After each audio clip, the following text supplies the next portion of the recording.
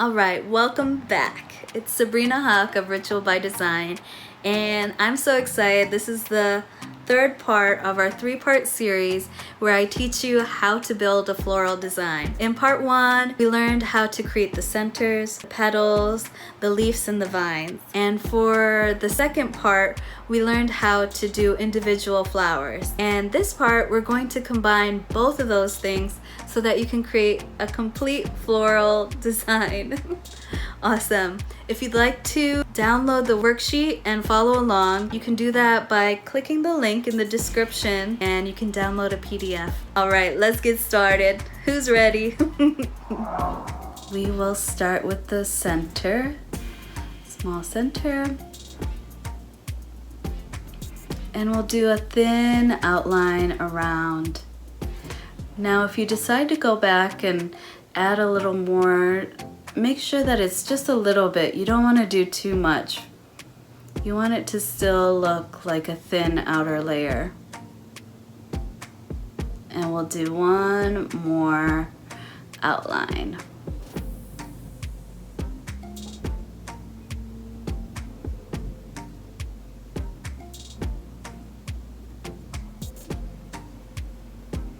And now, my favorite, little humps. Now when I'm doing these humps, sometimes I'll go from either direction and meet up in the middle. And when you're doing smaller designs like this, you can do that. Now if you're doing a larger petal, maybe not. Maybe you want to keep it one direction just so that you make sure that they fill. The petals that we're doing this time are going to be the ones that are sort of square shape at top. They're a little bit larger and they get a little bit skinnier towards the inside.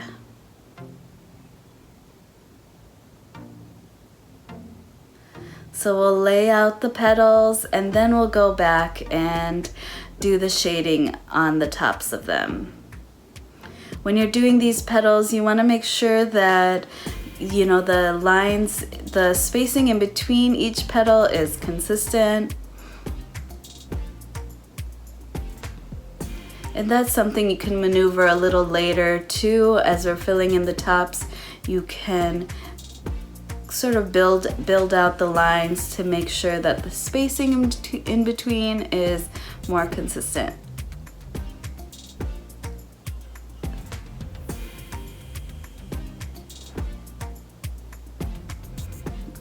Wow, it looks so different when you do that shading. It looks totally awesome.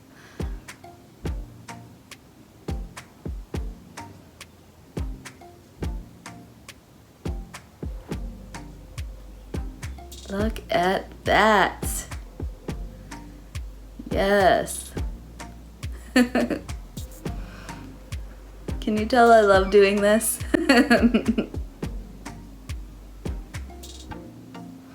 Even when I'm not doing it.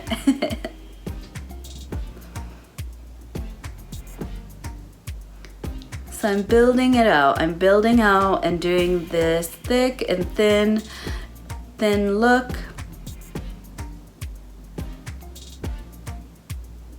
It's really gonna make it look more dynamic.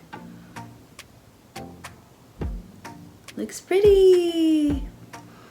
All right, and we are doing a swirl. So for this swirl, I started from the outside and I went inside. When I do swirls that way, it just helps me keep the circle consistent.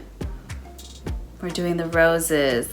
I know a lot of people ask to see how I do these, so this is great. Watch this again and again. You can repeat and watch these and learn more just by watching it and doing it yourself. Do you see how the petals sort of lay on top of each other? That's what makes the rose look the best. You start a little bit thick and then pull those lines and they should just overlap the previous one.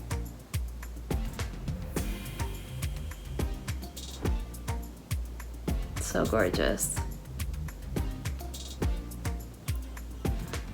Like I mentioned before, your paste needs to be perfect when you're doing these roses.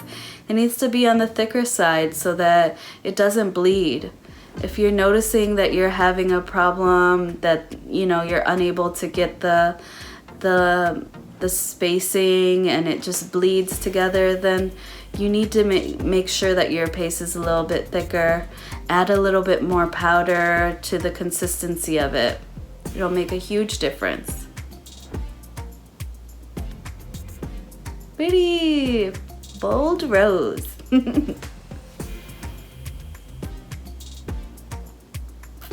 All right, the swirl. The lovely thing about the swirl is you lay it out and then you can add a little more to make it look nice and crispy. We're doing a line with the teardrop. Vine. Oh, it looks stunning. Who loves it? I love it. All right, 3's the magic number. And we're gonna go back and do shading. I don't always do shading, but I think in a motif like this, it's going to look really nice.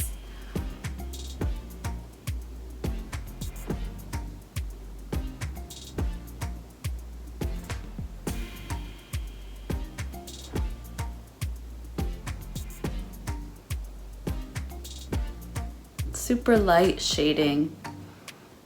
We don't want it to overpower the flower.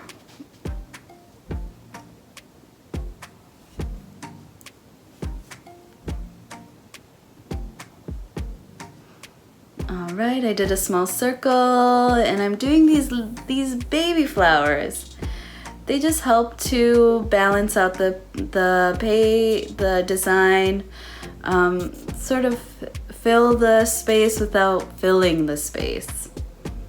All right, so now we're adding a leaf, large leaf, and giving it a little buddy. And we'll do a thicker line outside of it.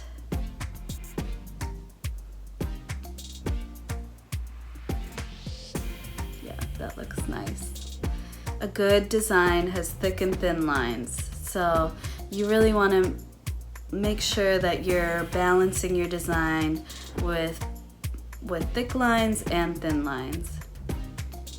It's going to give it more dimension.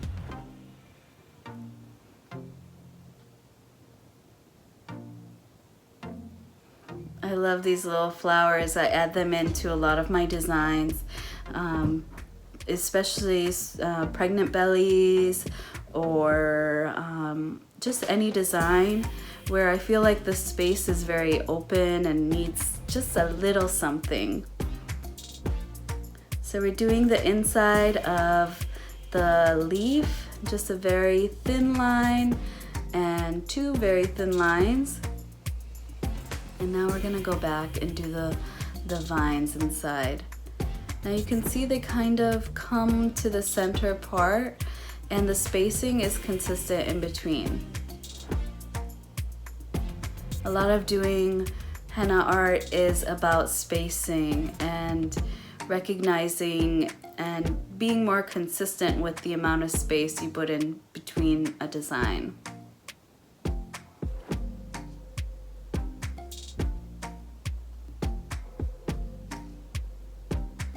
Each line is going from the outside and it's coming into that center part of the vine.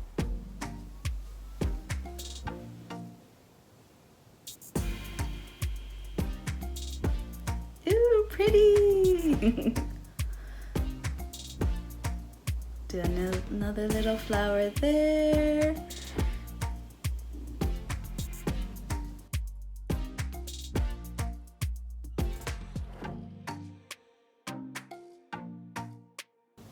Starting with the thick center here. You can always build it out once you've built it. Skinny outline. And the little humps.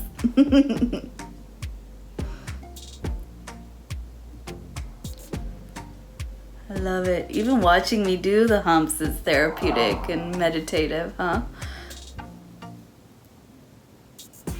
Oop, let's do more.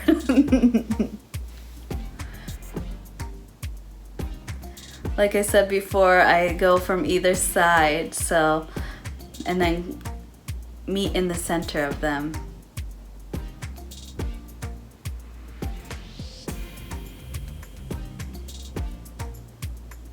Just by doing these 2 rows of humps, it really makes your design look more ornate. And we're doing these petals. They're a little bit slightly larger humps.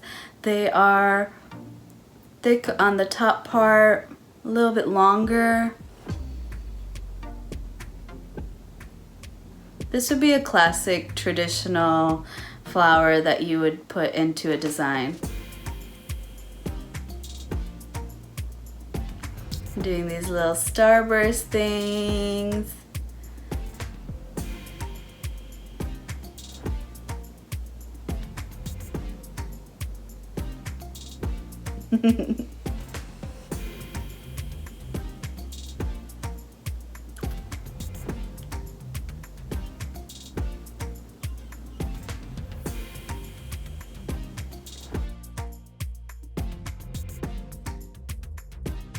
And now we'll add the little humps. More humps.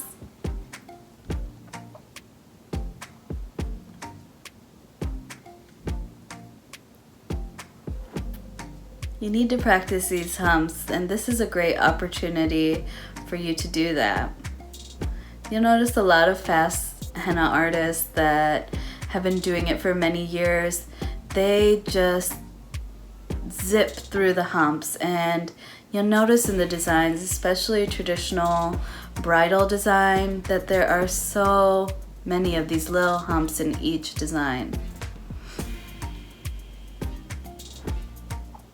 So once you can get more consistent with them, your speed will get faster, promise. Double humps.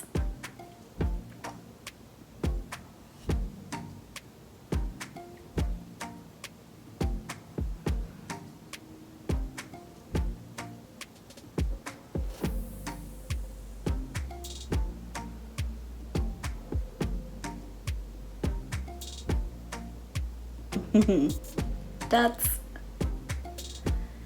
Now for this one, I'm doing little dots around.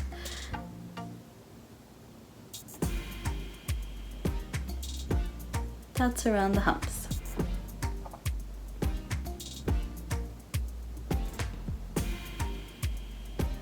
And we're going to do that vine pattern that we did in class 2.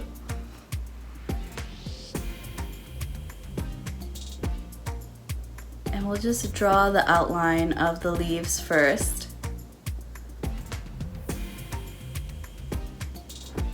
Before we fill it in. Make sure that it's nice and balanced, that you have good spacing in between.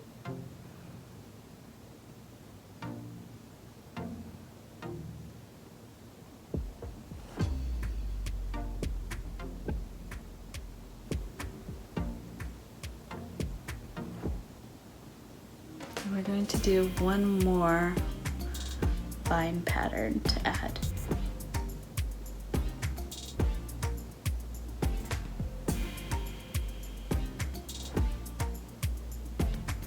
Oh yeah, looking good.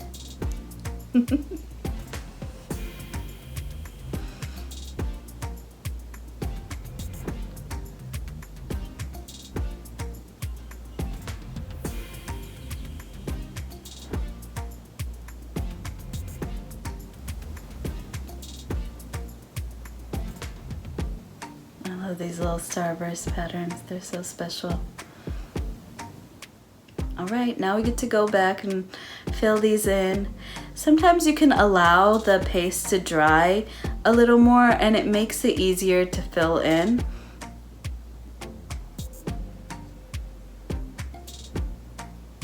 It is like coloring in the coloring book. You don't have to think too much, you're just filling it in.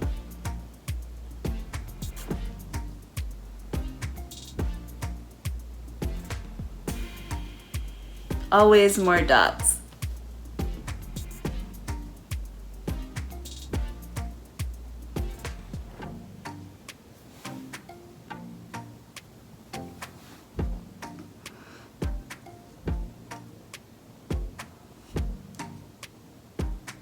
So I think the empty space is really nice, but by doing these little dots and the star patterns, it just kind of makes it a little bit more cohesive, just adds a little light touch without overdoing it. Yay, you did it! Nice job. That was the completion to the 3-part series where I teach you how to build a floral henna design. I hope that this gives you the confidence to be able to create your own unique floral motifs. If you like what you saw, go ahead and leave me a comment, like and subscribe, and also let me know what ideas you have for the next video. Okay, see you next time.